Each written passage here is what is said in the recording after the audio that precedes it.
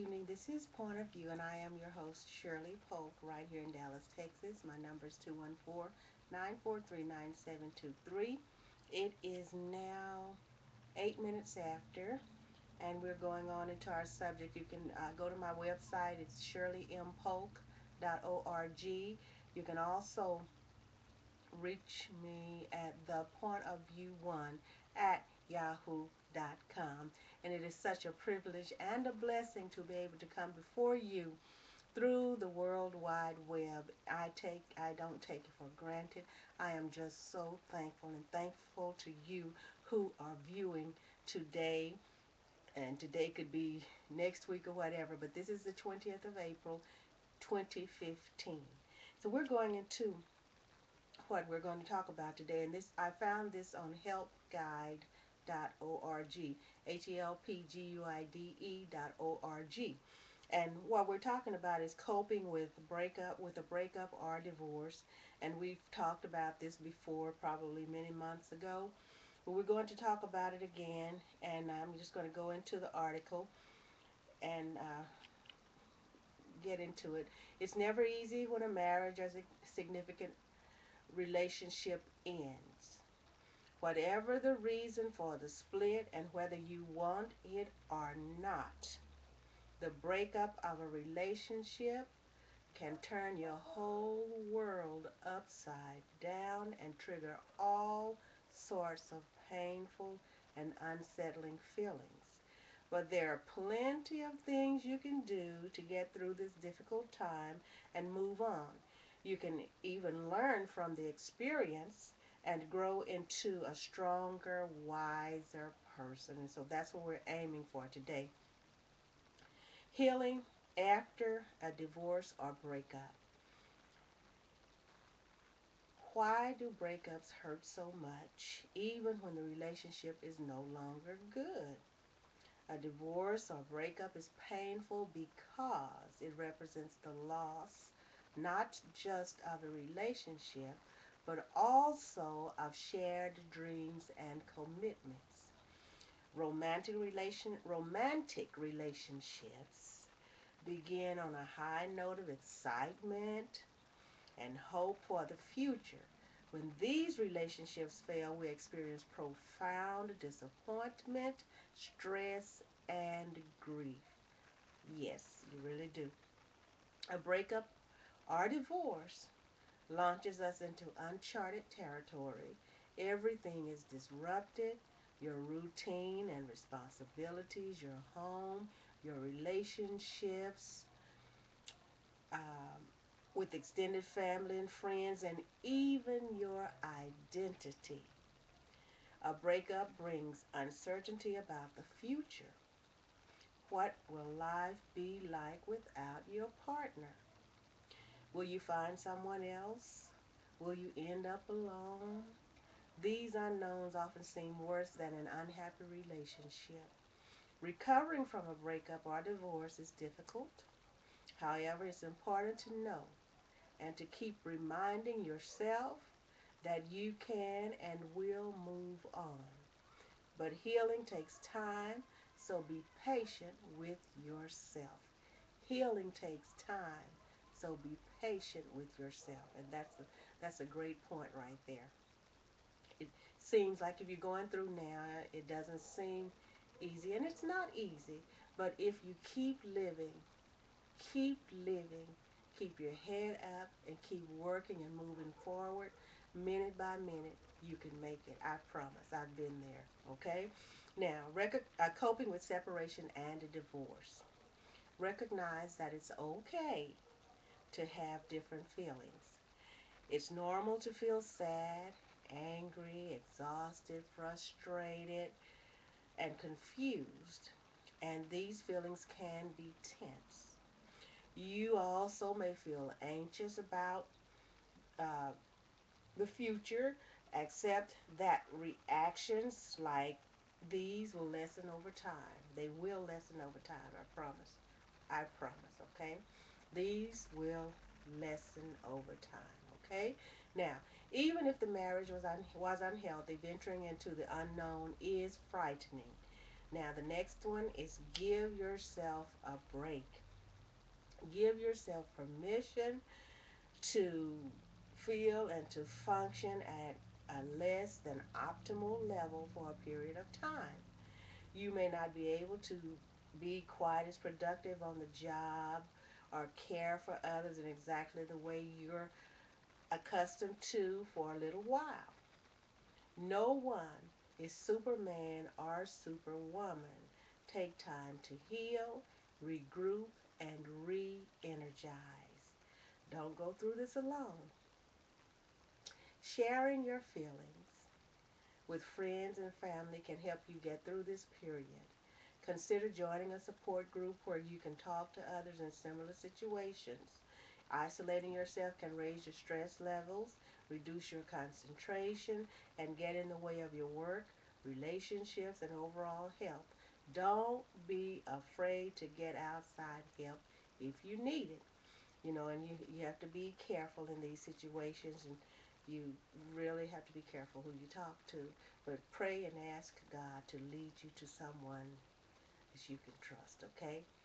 Now, next, allow yourself to grieve the loss of the relationship. Grief is a natural reaction to loss, and the breakup or divorce of a love relationship involves multiple losses. Loss of companionship and shared experiences, which may or may not have been consistently pleasurable. Next is a loss of support, be it financial, intellectual, social, or emotional. Next is loss of hopes, plans, and dreams. Can be even more painful than practical losses. Allowing yourself to feel the pain of these losses may be scary. You may fear that your emotions will be too intense to bear and that you'll be stuck in a dark place forever. Just remember that grieving is essential to the healing process. The pain of grief is precisely what helps you to let go of the old relationship and move on. And no matter how strong your grief, it won't last forever. That is, no matter how strong your grief, it won't last forever. I can attest to that. I am a witness to that. It won't last forever. Tips for grieving after a breakup or divorce. Don't fight your feelings. It's normal to have lots of ups and downs and feel many conflicting emotions, including anger, resentment, sadness, relief, fear, and confusion. It's important to identify and acknowledge these feelings. While these emotions will often be painful, trying to suppress or ignore them will only prolong the grieving process. And so many of us have been told, we know that God cares for us. And we know that He will bless us and help us to get through these things. But we have to go through the process. We have to go through the process just like anybody else. So don't let anybody fool you. Tell you, oh girl, it's all right. Oh man, it's all right. Get on up. Do this, do this. Forget about that, forget about that. You have to go through the process. But it's the grace of God that brings us through. We have to go through like everybody else. Now, we don't lose hope, even though we're sad. We're allowed anger. The scriptures tell us that we can be angry, but not to sin because we are angry. Okay? So we can be angry, we can be anxious, all of these emotions. Why do you think God made us with these emotions so that we could exercise them? And that is what helps us to stay healthy emotionally and physically if we go through the process. It hurts, it hurts, it hurts, it hurts. We cry. Sometimes we want to just scream, scream, scream as loud as we can. And sometimes it's good to do that, okay? Get somewhere where nobody can hear you and just scream, just let it out. Let the tears flow. It's better for you physically and emotionally if you do it. But if you hold it in, it will make you physically ill and mentally ill if you continue to hang on with it, okay? With that, okay? Now, talk about how you're feeling. Even if it's difficult for you to talk about your feelings with other people, it is very important to find excuse me, it is very important to find a way to do so when you are grieving. Knowing that others are aware of your feelings will make you feel less alone and with your pain and will help you heal. Journaling can also be a helpful outlet for your feelings. Write it down. And if you write it down and then later when you're strong enough, if you have to destroy it, if you don't want other people to read it and know about it, destroy it. Write it down. Just get it outside of your mind. Release it through your mind, and then that will release it from your body, okay? So all that stress has to go somewhere. Don't bottle it up because there will be an explosion, okay? It could be mental or physical, or it could be both, okay? So this is great information on how to get through a breakup, how to make it, okay? Now, remind yourself, let me go back here. Remembering that moving on is the end of, remember that moving on is the end goal. Expressing your feelings will liberate you in a way, but it is important not to dwell on the negative feelings or to overanalyze the situation. Getting stuck in hurtful feelings like blame, anger, and resentment will rob you of valuable energy and prevent you from healing and moving forward. All right. Remind yourself that you still have a future. Remind yourself that you still have a future. When you commit to another person, you create many hopes and dreams. It's hard to let these dreams go as you grieve the loss of the future you once envisioned. Be encouraged by the fact that new hopes and dreams will eventually replace your old ones. So keep that in mind, okay? Just remember this. This is Help Guide, okay? Helpguide.org. All right. Remind yourself that you still have a future.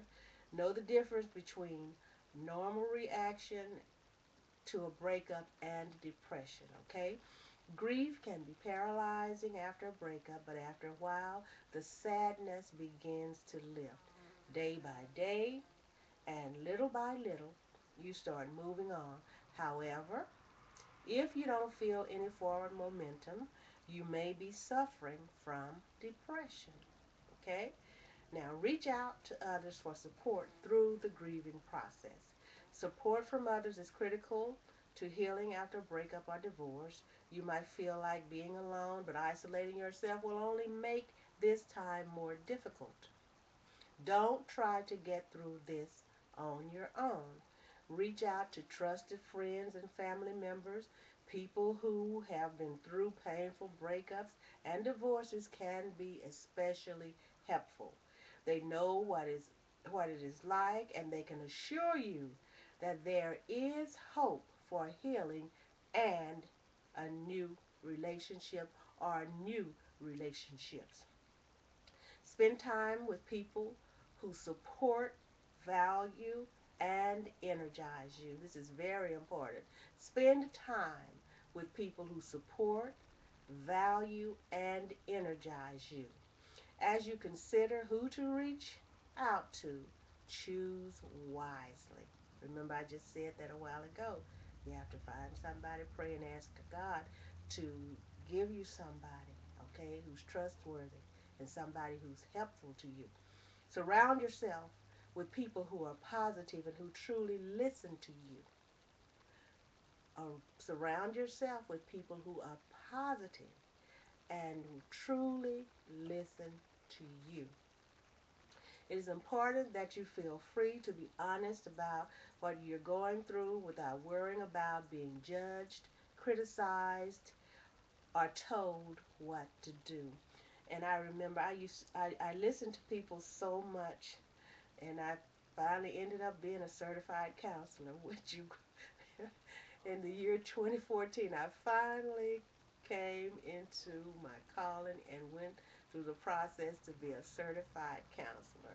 I've been listening to people for years, listening and giving as much advice as I can, and helping people to make their own decisions. So finally I'm in this, and this is so true. Get outside help if you need it. If reaching out to others doesn't come naturally, consider seeing a counselor or joining a support group. The most important thing is that you have at least one place where you feel comfortable opening up. And I was getting ready to say, I used to listen to people so much, and I still do.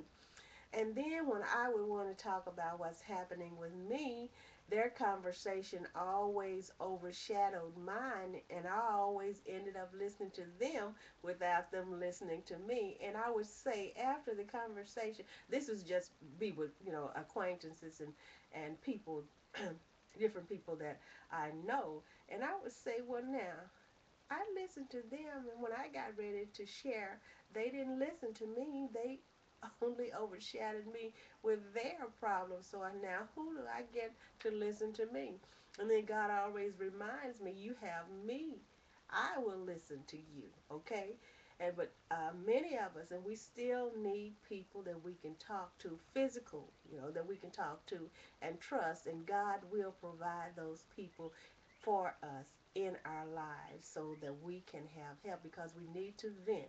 And then if you don't find anybody, just go somewhere, like I said a while ago, get to yourself, just open your mouth and scream, cry, let those tears flow, talk to God, just scream to him. Even though he hears you, you don't have to scream, but if you have to, whatever you do, I have to do to release that pressure that is on you physically and emotionally, you need to do it, or it will drive you crazy. I mean, in the mind, and then it'll mess your body up, okay? All right, so take my advice on that. Okay, get outside help if you need it. We just talked about that. Cultivate new friendships. If you feel like you have lost your social network along with the divorce or breakup, make an effort to meet new people. Join a networking group or special interest club, take a class, get involved in community activities, or volunteer at a school, place of worship, or other community organization. And like me right now, I'm getting ready to go back to class starting tonight. And I want to keep myself busy. Being a single lady, uh, you have to keep yourself busy. God is the head of my life, and I depend on him for my comfort, my strength, my companionship, and I thank him for my children, my grandchildren, my brothers, my sisters, my nieces and nephew, for my family, and then for the acquaintances that I have, and my brothers and sisters in the spiritual realm, in my spiritual life in the church. I thank him for people who surround me, and that helps me as a single lady to go through, because yes, I get lonesome, I get lonely too, but I depend on God, and I depend on my network of family, friends, very few friends, okay, and acquaintances. They help me to push forward and to get through the loneliness and the lonesomeness that I experience as being a single lady.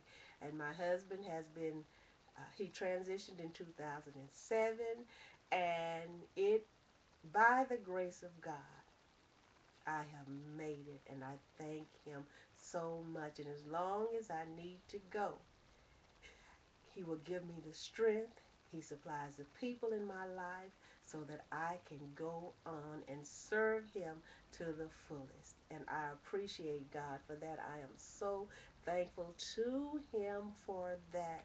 And if He wants me to have someone, then that person will be in my life. And I depend on God totally to do that for me. And I thank Him so much for everything that He's done, everything that He's doing for me. I appreciate Him with all my heart, mind, body, and soul.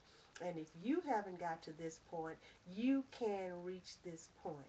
You really can. And you know what gives me joy? Just doing this right here, talking to you and relaying good information to you. That's what gives me joy. That helps me out quite a lot, okay? So you can reach me at 214-943-9723 or at the point of view one at yahoo.com. That's the number one. This is Point of View with Shirley Polk. Okay? Now, let me go on.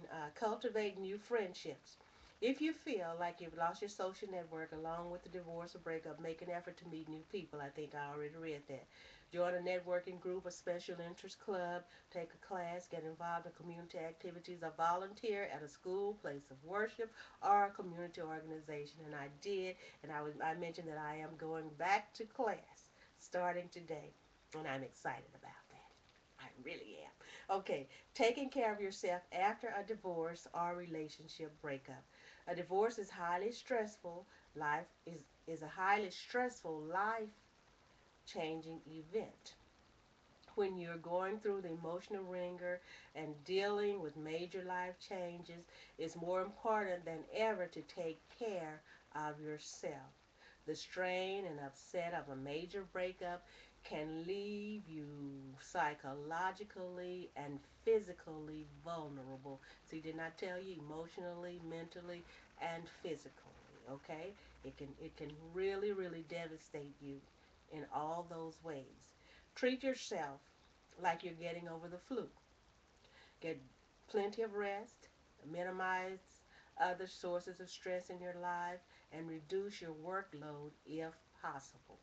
Learning to take care of yourself can be one of the most valuable lessons you learn following a divorce or breakup. As you feel the emotions of your loss and begin learning from your experience, you can resolve to take better care of yourself and make positive choices going forward. Self care tips. Make time each day to nurture yourself. Help yourself heal by scheduling daily time for activities you find calming and soothing. Go for a walk in nature, listen to music, enjoy a hot bath, get a massage, read a favorite book, take a yoga class, or savor a warm cup of tea. Pay attention to what you need in any given moment and speak up to express your needs. Honor what you believe to be right and best for you, even though it may be different from what your ex or others want. Say no without guilt or angst as a way of honoring what is right for you. Stick to a routine. A divorce or relationship breakup can disrupt almost every area of your life, amplifying feelings of stress, uncertainty, and chaos. Getting back to a regular routine can provide a comforting sense of structure and normalcy. Take a time out.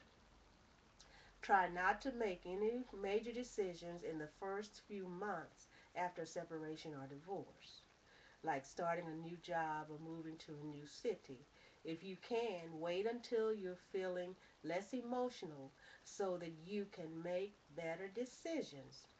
Avoid using alcohol, drugs, or food to cope.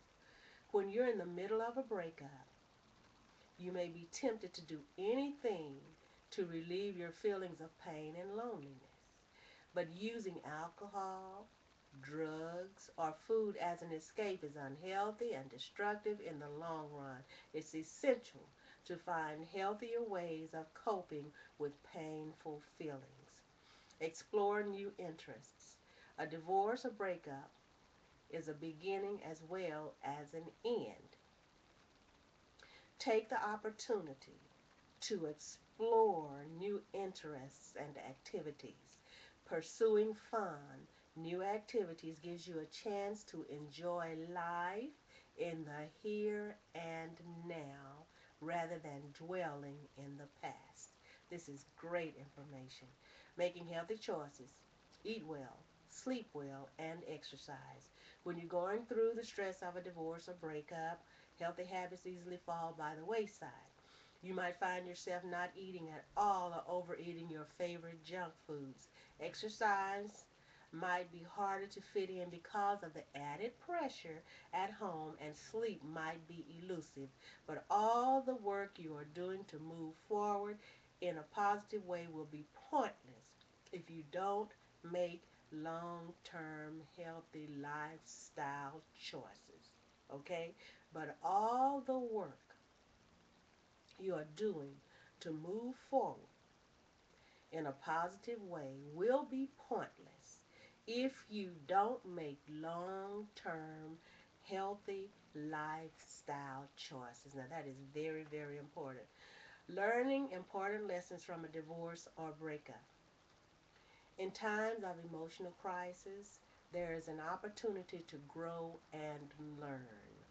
Just because you're feeling emptiness in your life right now doesn't mean that nothing is happening or that things will never change.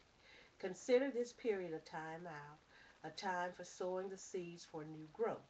You can emerge from the experience knowing yourself better and feeling stronger. Now, see, it's getting better and better. Just hang in there. Don't give up. If you know somebody who's going through this, tell them not to give up. Life is worth living, okay? In order to fully accept a breakup and move on, you need to understand what happened and acknowledging the part you played. Very important. What part did you play in it, okay? You have to acknowledge that in order to move forward, okay? Now, it's important to understand how the choices you made affect the relationship.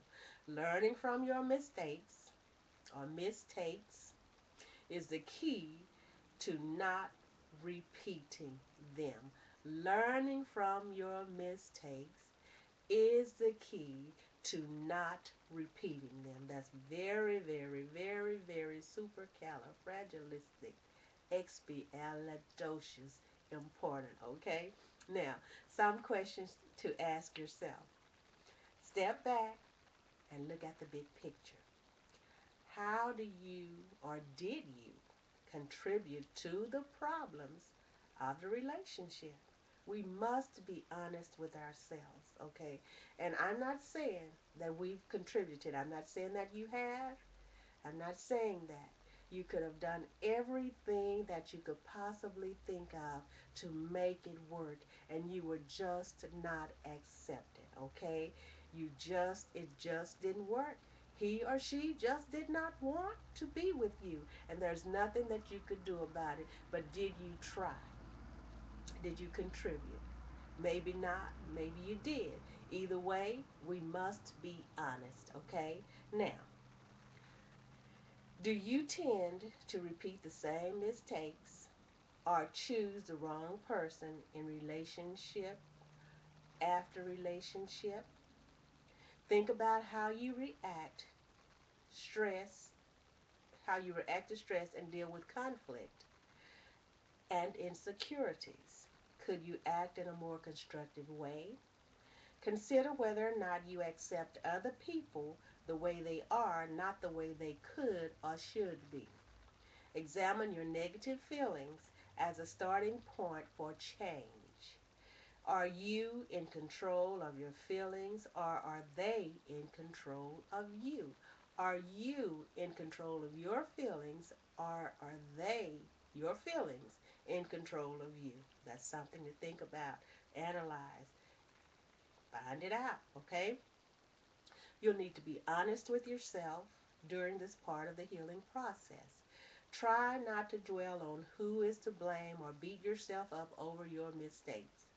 As you look back on the relationship, you have an opportunity to learn more about yourself, how you relate to others, and the problems you need to work on.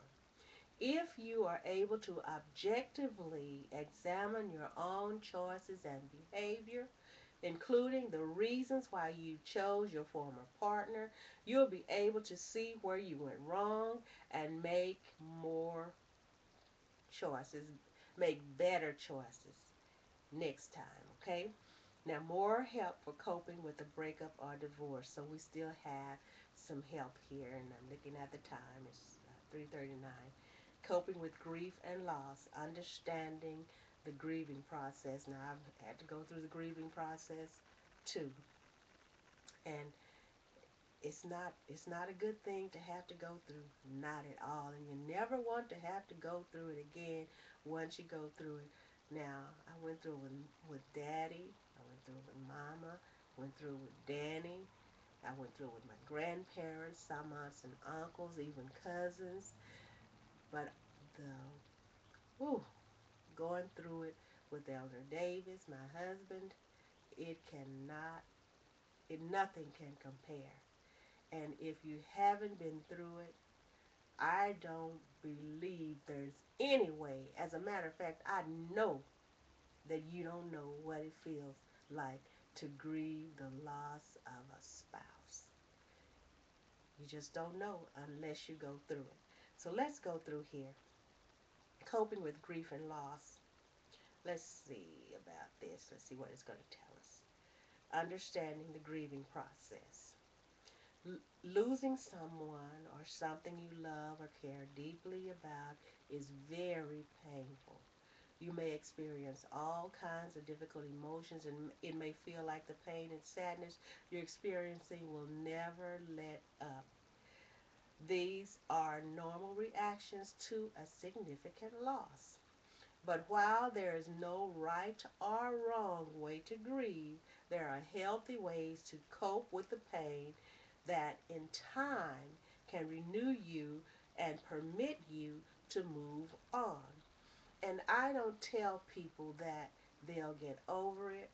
I don't tell people to move on, not in that sense. So, some people tell people, you need to move on, you need to get over it and all that. I don't tell people that, but I tell people that in time it will be more tolerable and you will be able to move on with your life in time.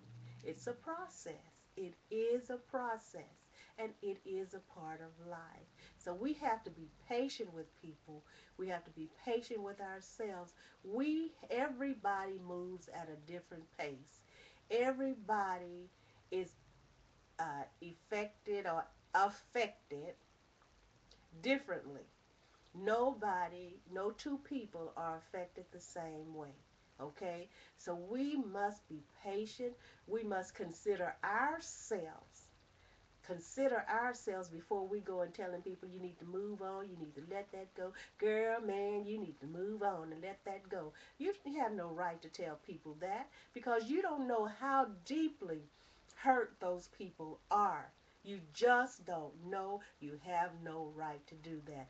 If you can't help them, and encourage them in the right way, if you have no experience in that, then the best thing for you to do is leave it alone and get somebody, try to find somebody who can help the person because so many people do more harm than they do good. Okay, did I say that or did I not? Okay, I remember when Elder Davis transitioned. You get calls, and I appreciate the people that called. I really, truly do appreciate the people who called and expressed that they were praying for me and they gave condolences because of the transition of Elder Davis. And I really appreciate that. But there are people, uh, somebody called. I didn't even know the people. And the lady said, I didn't even know he was sick. And I'm things like that are so, I mean, they're unsettling, really.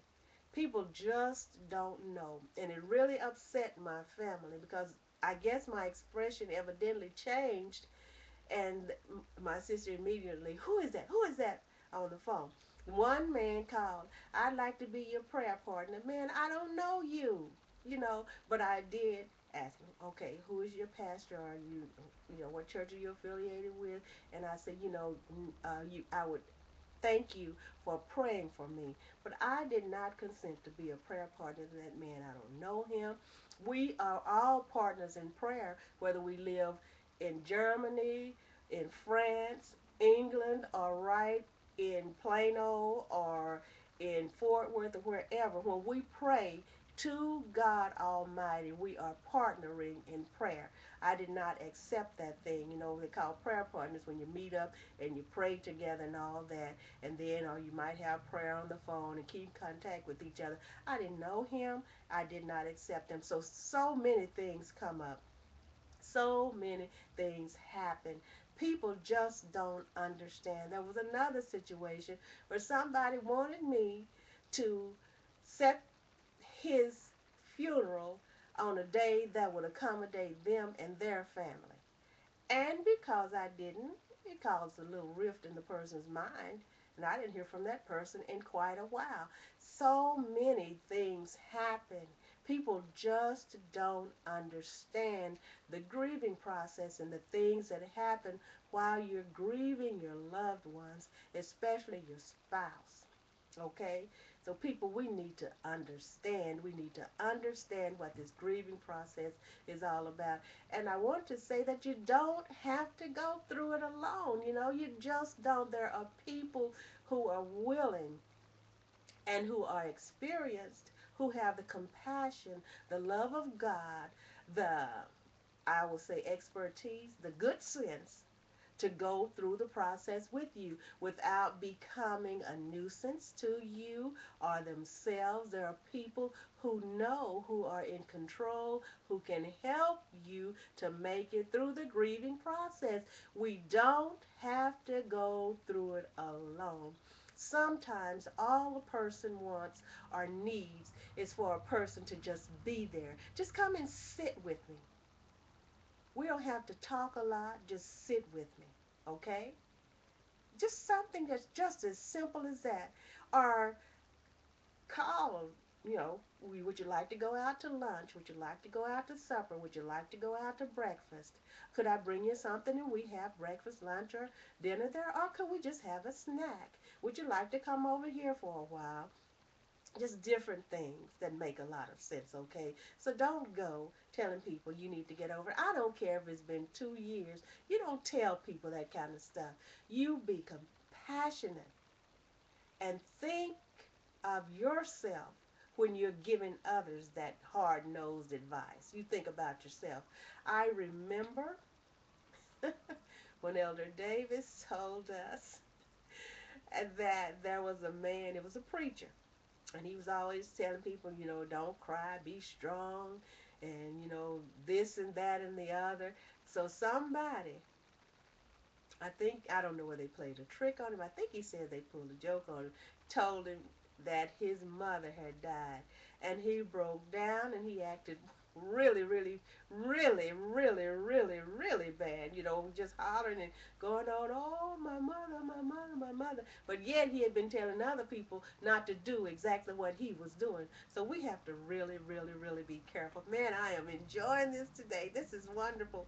Okay, this is Point of View with Shirley Pope, 214-943-9723. The email address is thepointofview1@yahoo.com. I'd love to hear from you. Uh, my website is shirleympolik.org. Now, okay, now we're going back to the grieving. Okay, all right. What is grief? Grief is a natural response to loss. It's the emotional suffering you feel when something or someone you love is taken away. The more significant the loss, the more intense the grief will be. You may associate grief with the death of a loved one, which is often called the cause of the most intense type of grief. But any loss can cause grief, including divorce or relationship breakup, losing a job, death of a pet, loss of safety after a trauma. The more significant the loss, the more intense the grief. However, even subtle losses can lead to grief. For example, you might experience grief after moving away from home, graduating from college, changing jobs, selling your family home, or retiring from a career you loved. Everyone grieves differently. I was just saying this. Grieving is a personal and highly individual experience. How you grieve depends on many factors, including your personality and coping style, your life experience, your faith, and the nature of the loss. The grieving process takes time. Healing happens gradually. It it it can't be forced or hurried, and there is no normal timetable for grieving. Some people start to feel better in weeks or months. For others, the grieving process is measured in years. Whatever your grief experience, it's important to be patient with yourself and allow the process to naturally unfold, okay? Myths and facts about grief. Here's a myth. The pain will go away faster if you ignore it. See, I have said this, and I must admit, I did not read over this article. I'm doing a cold read, okay? I'm doing a cold read because when these topics come to me, sometimes this topic came to me at 2:58 p.m. today, just a few minutes ago. This is what the Lord gave me to talk about today. So I'm doing a cold read, but God is feeding me. And experience tells you a lot of things. I thank God for everything, okay? Now, myths and facts about grief. The myth is the pain will go away faster if you ignore it. The fact is, trying to ignore your pain or keeping it from surfacing will only make it worse in the long run. For real healing is necessary to face your grief and actively deal with it. Here's a myth. It's important to be strong in the face of loss. Feeling sad, frightened, or lonely is a normal reaction to loss. Crying doesn't mean you are weak. You don't need to protect your family or friends by putting on a brave front. Showing your true feelings can help them and you. Myth. If you don't cry, it means you aren't sorry about the loss. Here's the fact. Crying is a normal response to sadness, but it's not the only one. Those who don't cry may feel pain just as deeply as others. They may simply others have other ways of showing it. They may simply have other ways of showing it. Another myth is grief should last about a year. Fact, there is no right or wrong time frame for grieving. How long it takes can differ from person to person. And the source is the Center for Grief and Healing. Are there stages in grief is our next topic. In 1969, psychiatrist Kubler Ross, Elizabeth Kubler-Ross, introduced what became known as the 5 stages of grief. These stages of grief were based on her studies of the feelings of patients facing terminal illness, but many people have generalized them to other types of negative life changes and losses, such as the death of a loved one or a breaking up. The 5 stages of grief. Number one, denial. This can't be happening to me, an example, okay? Number two, anger. Why is this happening? Who is to blame? Three, bargaining. Make this not happen, and in return I will da da da da, okay? Depression. I'm too sad to do anything. Acceptance. I'm at peace with what happened. So there are 5 stages. There's denial, anger, bargaining, depression, and acceptance. If you are experiencing any of these emotions, feeling a loss, it may help to know that your reaction is natural and that you'll heal in time. However, not everyone who grieves goes through all these stages, and that's okay. Okay? Contrary to popular belief, you do not have to go through each stage in order to heal. In fact, some people resolve their grief without going through any of these stages. And if you do go through these stages of grief, you probably won't experience them in a neat sequential order. So don't worry about what you should be feeling or which stage you're supposed to be in. This is super. Kubler-Ross herself never intended for these stages to be a rigid framework that applies to everyone who mourns. In her last book before her death in 2004, she said of the five stages of grief, they were never meant to help tuck messy emotions into neat packages. They are responses to loss that many people have, but there is not a typical response to loss as there is no typical loss. Our grieving is as individual as our lives. Wow, this is super. Grief can be a roller coaster. Instead of a series of stages, we might also think of the grieving process as a roller coaster full of ups and downs, highs and lows. Like many roller coasters, the ride tends to be rougher in the beginning. The lows may be deeper and longer. Okay? The difficult period should become less intense and shorter as time goes by, but it takes time to work through a loss. Even years after a loss, especially at special events such as family wedding or the birth of a child, we may still experience a strong sense of grief, and that source is Hospice Foundation of America. Common symptoms of grief. While loss affects people in different ways, many experience the following symptoms when they're grieving. Just remember that almost anything that you experience in early stages of grief is normal, including feeling like you're going crazy, feeling like you're in a bad dream, or questioning your religious beliefs. Here's shock and disbelief, our first bullet. Okay? Shock and disbelief.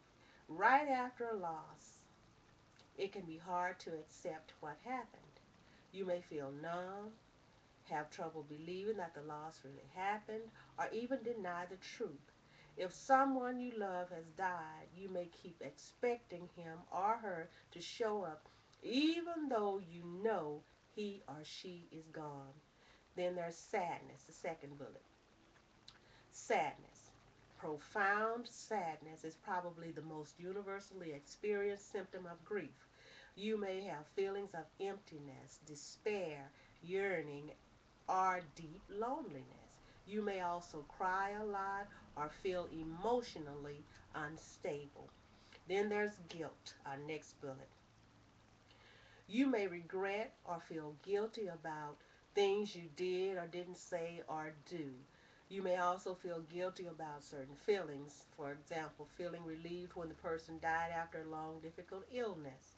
After a death, you may even feel guilty for not doing something to prevent the death, even if there is nothing more you could have done. Then there's anger. The next bullet. Even if the loss was nobody's fault, you may feel angry and resentful. If you lost a loved one, you may be angry with yourself, God, the doctors, or even the person who died for abandoning you. You may feel the need to blame someone for the injustice that was done to you. I never blamed God. I didn't get angry at Elder Davis, but I did have some emotions because I think about what a good man he was. He was a good man. And the thing that I considered, uh, one of the most important thing was I knew he was saved. I knew he was sanctified, filled with the Holy Ghost. I didn't know him for a long time. I met him in January. We were married in March. We did not have a courtship. God put us together. Even though I had told him, he had told me that God said that I would be his wife, and I said, God didn't tell me that. Then I told him I wanted to go on with my career because my son was getting ready to graduate, and I just wanted to go on with the singing and the acting and the teaching and the, everything that I was doing. And then the Lord told me to tell Ella Davis that I would marry him. So I didn't get upset at him, but I thought about all the people that for a fact were not as good, not not as good. I mean, a good man. Now, like I said, saved, sanctified, filled with the Holy Ghost. But on top of that, from just a couple of times, maybe three times I'd been around him, I knew he was a good man. A good man. Okay? And so then you see people and you know the actions of other people, and then you think, Lord, all of these people doing all of this stuff, and you chose him to transition. And all these people are still out here doing the same old ungodly things. And you think about things like that. You really, really do. Okay, let me go on. So I didn't get upset at God. I didn't get upset at Elder Davis. But then sometimes you think about these things, like you think Mama and Daddy, and and I never will forget Natalie. Daddy and Mama stayed to themselves, and I never will forget Natalie said he didn't bother nobody. Daddy was a good man. He stayed at home, minded his own business. There were other people driving up and down the street doing whatever they wanted to, whenever they wanted to, and all of that. But he chose Daddy just like he chose Mama. And so I believe all of us go through these experiences. And like Danny, our brother, Danny, on his way to go to work, and then the Lord chose him to transition. And it's a hurtful thing. It's just a hurtful thing. We all go through the grieving process. This is nothing new. There's nothing new under the sun. All of us have to go through a grieving process. You might not have lost your spouse. Well, excuse me for saying lost. That's not a good word. I don't like to use that word. I don't tell people I'm sorry for your loss. Not anymore, okay? Because we know that they're in transition. We know that, okay? So we know that they're in transition. All right. Okay. So, anyway, let me go on. Fear. A significant loss can trigger a host of worries and fears. You may feel anxious, helpless, or insecure. You may even have panic attacks. The death of a loved one can trigger fears about your own mortality or of facing life without that person or the responsibilities you now face alone. Then there are physical symptoms. My God, it's 1 minute after 4. Okay, I started at 8 minutes after 4, I believe. So 3. So I'll go on till 8 minutes after, and that'll be my whole hour. Okay. Physical symptoms. We often think of grief as a strictly emotional process, but grief often involves physical problems, including fatigue, nausea, lowered immunity, weight loss or weight gain, aches and pains, and insomnia. Physical symptoms. See, I talked about that earlier. Okay? You have emotional and physical problems. Okay? Now, coping with grief and loss. Tip, excuse me. Number one, get support. The single most important factor in healing from loss is having the support of other people.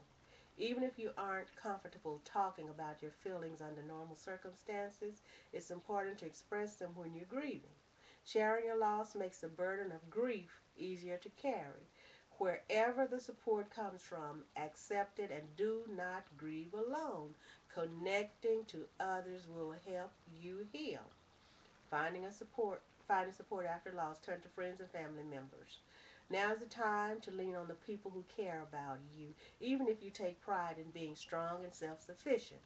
Draw loved ones close rather than avoiding them, and accept the assistance that's offered. Oftentimes people want to help but don't know how. So tell them what you need. whether it's a shoulder to cry on or help with funeral arrangements. I say something about that too. Be very careful about who you help to choose what you want done at the funeral. That includes the speaker, the commentators, whatever. Be very careful. Just because a person is a preacher doesn't know. I don't care how many years been preaching. It doesn't mean that he knows what's best for you when the time comes. Okay, so you be very careful. Be in control because you don't want to regret it like I regret allowing a certain person as his speaker for Elder Davis, even though they had not been in contact with each other for years, but it was a suggestion, and I regret it to this day. Okay, so be very careful. Just because a person's a preacher or a pastor doesn't mean that they know what's best for your situation. So you seek God. I'm telling you, the most important thing to do is seek God. And when you're grieving, you have to be very careful. That's why they do the pre-planning and all of that. And I want to tell you something. A friend of ours, James E. Smith, who is a mortician and a family friend, he told my mother and father years ago, many years ago, when Mr. McDonald's funeral home, we lived next door to it in Denison, Texas. We lived at 717 West Elm Street. Walker Street, excuse me, 717 West Walker Street in Denison, Texas, right next to Paul McDonald's funeral home. And he told my mother, Miss Polk, don't ever plan a funeral when you're grieving. It's not good to plan a funeral when you're grieving because people take advantage of you. They can take advantage of you. He told my mother that when I was a little girl. He said it. And I tell you, it is so true. So the best thing to do is pre-plan. Get that done so that the burden won't be on the family. You can have all that taken care of. All you have to do is assemble and let it be done. But make sure you keep an eye on every bit of that business, okay? All right. Now, all right. Draw comfort. Okay, I have 2 minutes, I believe. Draw comfort from your faith. If you follow religious tradition, embrace the comfort its mourning rituals can provide. Spiritual activities such as praying, meditating, or going to church can offer solace. If you're questioning your faith in the wake of the loss, talk to a clergy member or others in your religious community. Then join a support group. We talked about that. Grief can feel very lonely. Grief can feel very lonely, even when you have loved ones around. Sharing your sorrow with others who have experienced similar losses can help. To find a bereavement support group in your area, contact your local hospitals, hospices, funeral homes, and counseling centers. If you need counseling, here I am. Okay? Talk to a therapist or grief counselor. If your grief feels like too much to bear, call a mental health professional with experience in grief counseling. An experienced therapist can help you work through intense emotions and overcome obstacles to your grieving. My God, I still have a lot. Man, I haven't found a good article like this in a long time. So I will continue this tomorrow, okay? God willing. We'll start with coping with grief and loss. Number 2, take care of yourself. God bless you. I love you. And you know, I cracked my screen on this, so I am going to have to kind of just uh, let me see. Turn this thing off. Let's see if I'm going to be able to do this. I'm going to have to turn the whole thing off. God bless you. I love you. 214-943-9723. The point of view one at yahoo.com. And you can go to my website, which is shirleympolik.org. Okay, and I'm going to try my best to get this thing off. Okay, there it is. I got it. Now, God bless you. I'll see you tomorrow, God willing, okay? Pray for me. I'm praying for you. I love you so much. I love you. I love you. I love you. All right. Here we go. I'm trying to get this toggle off of here So we don't want to toggle the screen. Now we want to, okay, here I go. All righty. Hopefully it's going to do what it needs to do.